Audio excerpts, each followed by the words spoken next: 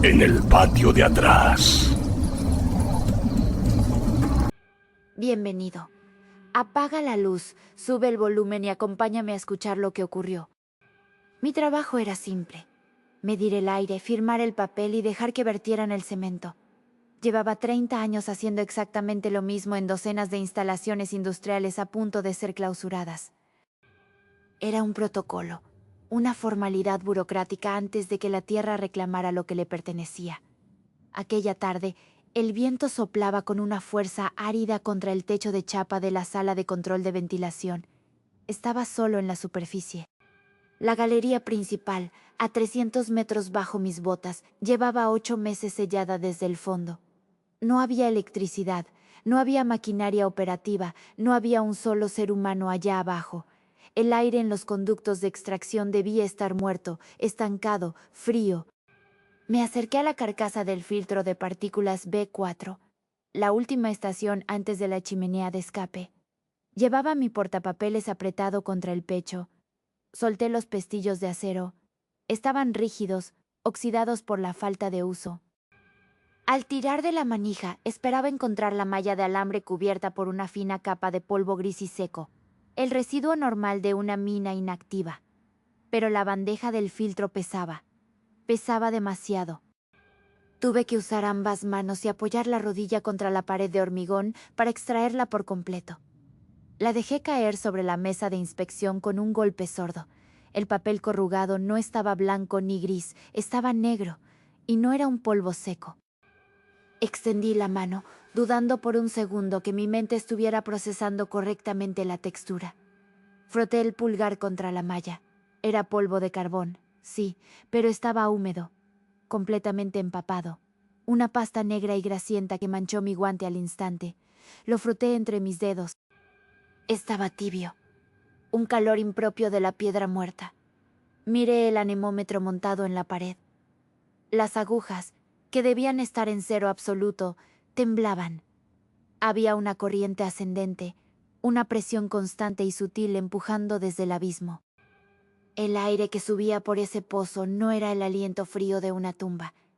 Alguien, o algo, estaba sudando allá abajo, y la maquinaria, de alguna manera imposible, seguía moliendo la piedra.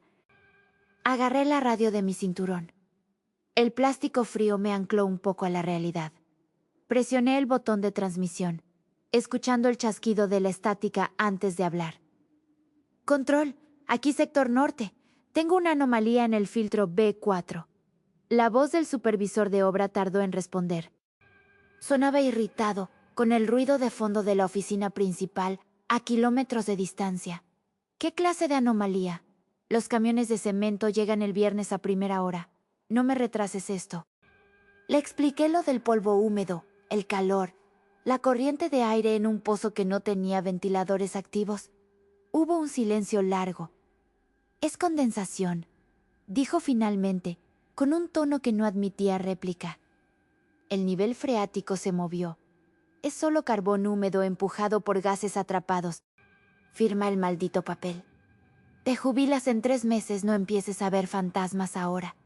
Si retrasamos el vertido, la empresa pierde millones y tú pierdes tu bono de salida. La radio hizo un clic seco. Me quedé solo en la sala de control. La amenaza sobre mi pensión colgaba en el aire pesado de la habitación. Miré hacia los enormes ventiladores de extracción. Eran turbinas industriales de 3 metros de diámetro, desconectadas de la red eléctrica principal desde hacía casi un año. Sin embargo, mientras los observaba, me di cuenta de que las aspas del ventilador número 4 no estaban quietas, giraban, muy lentamente.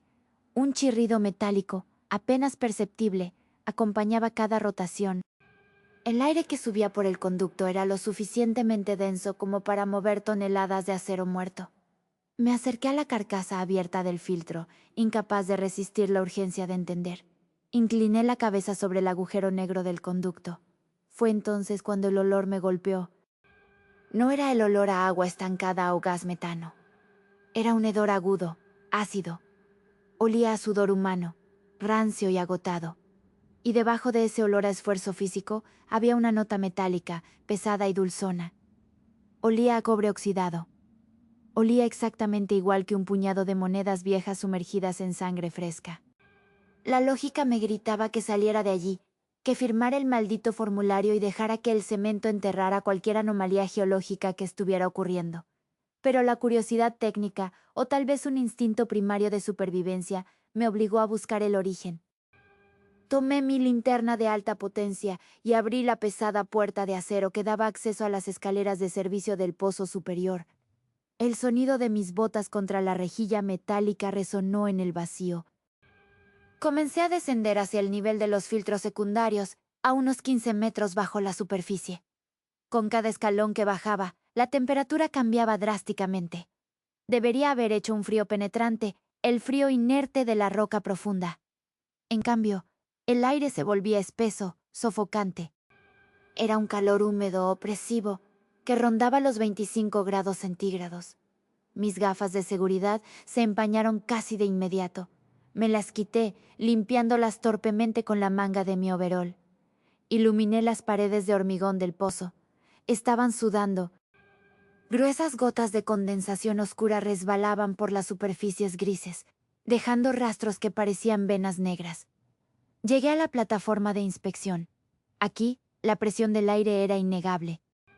Sentía la corriente empujando hacia arriba contra las suelas de mis botas, colándose por los agujeros de la rejilla metálica. Pero lo más aterrador no era la fuerza del aire, sino su ritmo. No era una corriente constante generada por una diferencia de presión atmosférica. Pulsaba. Se elevaba con fuerza durante unos segundos, levantando el polvo negro a mi alrededor, y luego disminuía, creando un vacío momentáneo que me tiraba de los tímpanos. Inhalación. Exhalación. El pozo entero se comportaba como la tráquea de un pulmón colosal, enterrado a cientos de metros en la oscuridad, respirando con un esfuerzo mecánico y desesperado. Me quedé inmóvil en la plataforma, con las manos aferradas a la barandilla fría, escuchando. Debajo del siseo constante del aire que subía y bajaba, comencé a distinguir otro sonido. Un eco que viajaba desde las profundidades insondables del pozo. Apagué la linterna por un segundo, obligando a mis oídos a concentrarse. Clac, clac, clac. Era un sonido sordo, rítmico, metálico. El golpe inconfundible de picos contra la roca viva, mezclado con el traqueteo lejano de perforadoras neumáticas. Traté de racionalizarlo. Expansión térmica de las vigas de soporte, me dije. Gotas de agua golpeando contra láminas de hierro corrugado.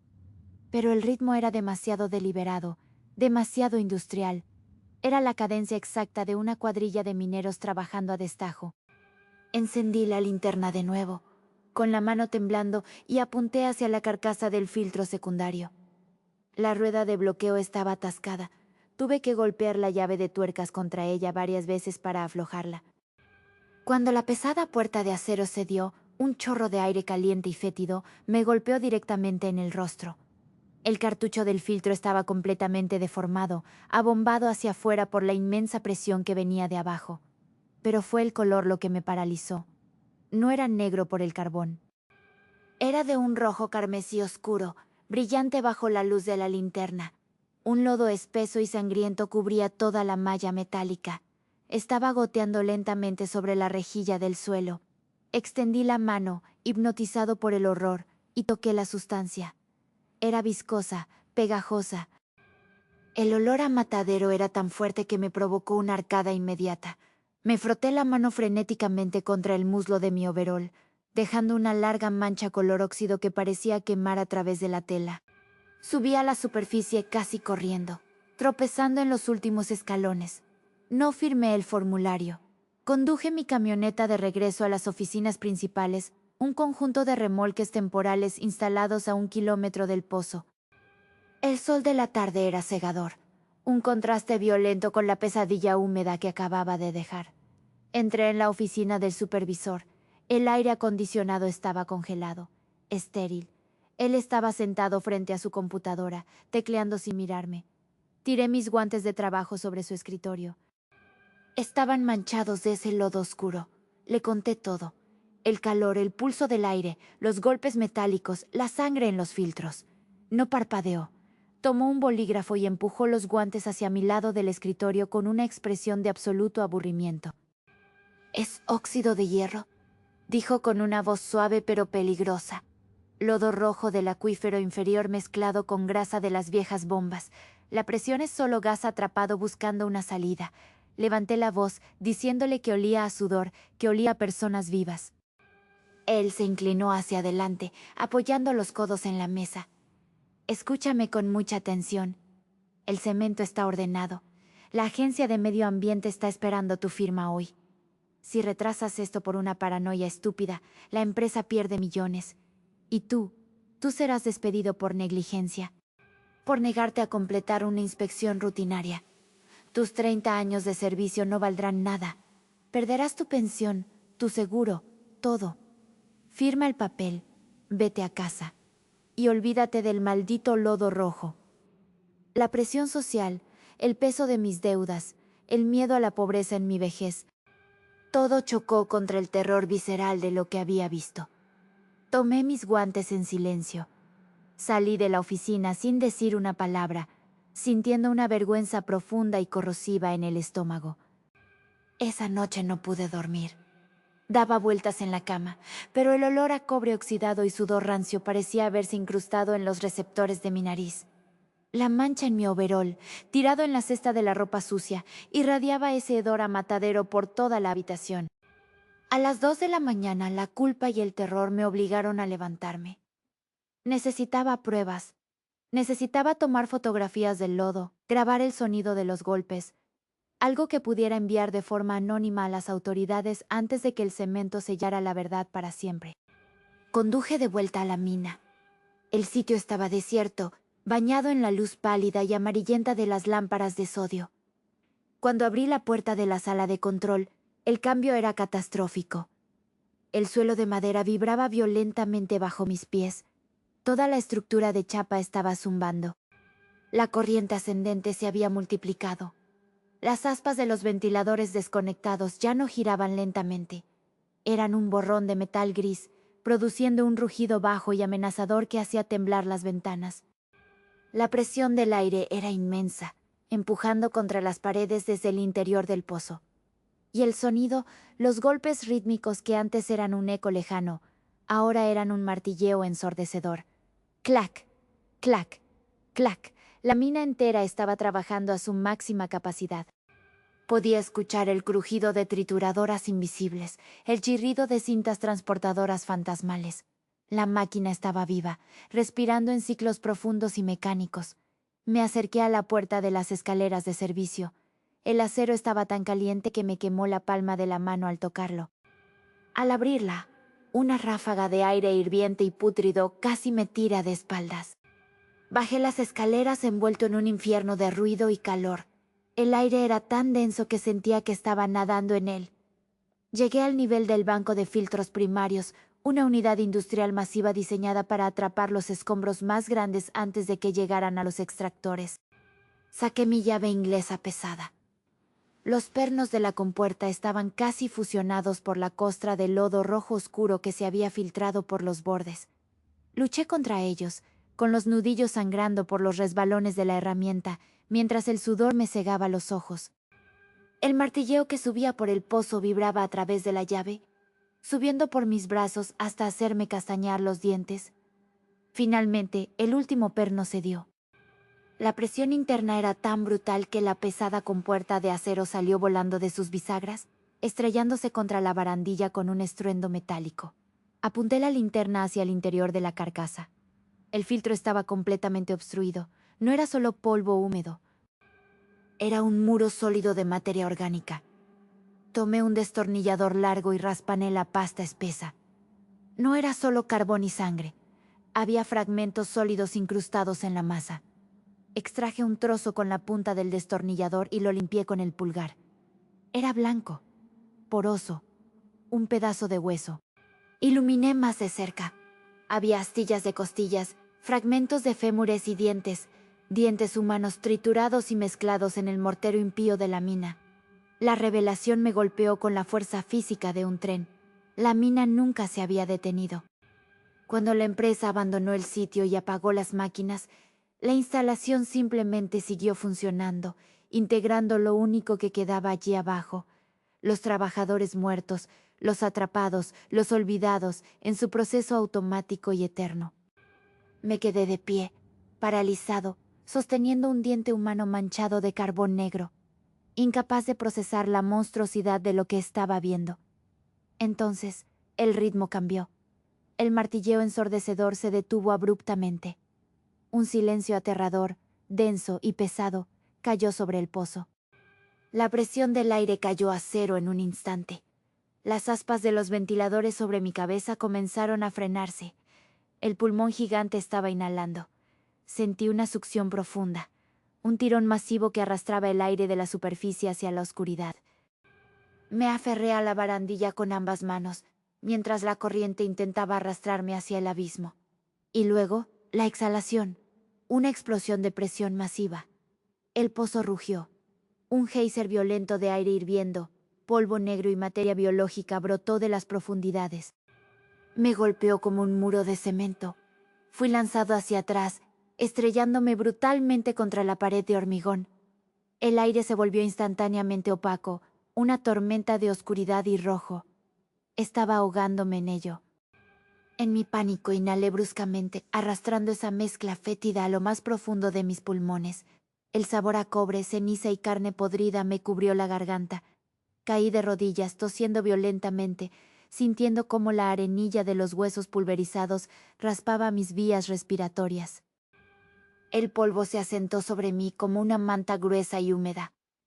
Estaba cubierto de los restos triturados del trabajo interminable de la mina. Gateé por las escaleras a ciegas, asfixiándome, vomitando flema negra y sangre, desesperado por alcanzar el aire limpio de la superficie antes de que el pozo volviera a inhalar. Era viernes por la mañana. El cielo era de un gris pálido e indiferente. Estaba sentado en la cabina de mi camioneta, temblando incontrolablemente, consumido por una fiebre altísima. Cada respiración era una batalla, acompañada de una tos húmeda y rasposa que me desgarraba el pecho. El supervisor de obra se acercó y golpeó el cristal de mi ventana. Bajé el vidrio un par de centímetros. Me pasó el portapapeles por la rendija. El papel, la aprobación final. Miré el bolígrafo que colgaba de la cuerda. Pensé en los fragmentos de hueso blanco. Pensé en el rugido del pozo y en la tormenta de sangre y carbón. Y luego pensé en mi cuenta bancaria vacía, en mis deudas, en mi edad, y en la absoluta inutilidad de luchar contra una corporación que no le importaba si la tierra sangraba mientras los números cuadraran. Tomé el bolígrafo. Mi mano temblaba tanto que mi firma fue un garabato irregular y patético. Le devolví el portapapeles. Media hora después, llegó el convoy de camiones hormigonera. Me quedé junto a la cerca de alambre, tosiendo en un pañuelo, y observé cómo posicionaban las enormes mangueras sobre la boca del pozo número 4. Vertieron miles de galones de cemento gris y espeso en el agujero, sellándolo, enterrando la evidencia, enterrando el sonido. Pero mientras observaba el cemento desaparecer en la oscuridad, sentí que el suelo bajo mis botas vibraba. Una vibración lenta, constante, rítmica. La máquina no se estaba deteniendo.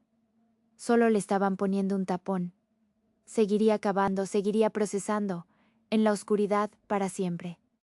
Han pasado 3 meses desde que me jubilé. Recibí mi pensión completa. Paso los días sentado en mi apartamento, mirando las paredes. Las noticias locales informaron de un colapso en la superficie del viejo sitio minero hace un par de semanas. Un sumidero masivo se tragó la tapa de cemento y una gran parte del bosque circundante. La empresa emitió un comunicado llamándolo una anomalía geológica menor. Yo sé la verdad. La presión tenía que ir a alguna parte. El pulmón tenía que respirar. Trato de no pensar en ello, pero mi propio cuerpo no me deja olvidar. Mi salud se ha deteriorado rápidamente. Tengo una tos crónica que me rompe las costillas cada noche. Todas las mañanas me inclino sobre el lavabo del baño y escupo una flema espesa y negra. Hoy había pequeñas y duras motas blancas en ella. Las vi girar y desaparecer por el desagüe, negándome a mirarlas de cerca.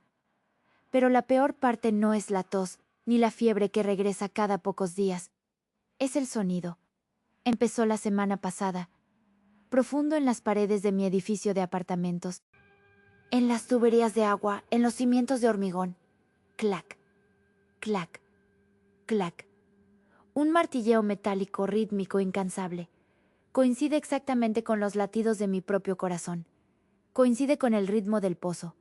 La mina sigue trabajando. Sigue cavando. Y ahora comprendo, con cada respiración negra y dolorosa que tomo, que ya no soy solo un inspector de seguridad. Me he convertido en parte de su sistema de escape. Porque a veces lo peor no está bajo la cama, está en el patio de atrás.